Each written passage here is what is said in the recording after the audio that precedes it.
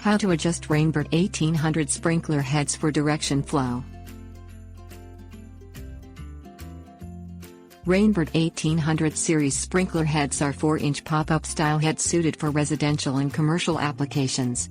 Their spray distances can be adjusted from 6 feet to 15 feet.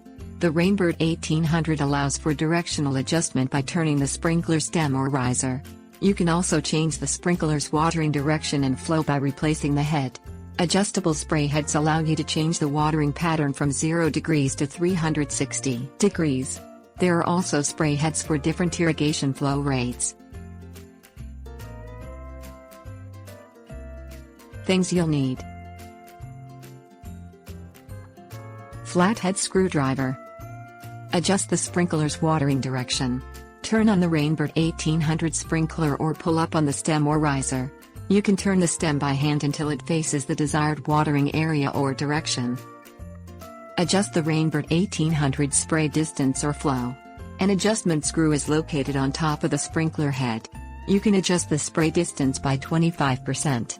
Using a flathead screwdriver, turn the screw clockwise to decrease the spray distance.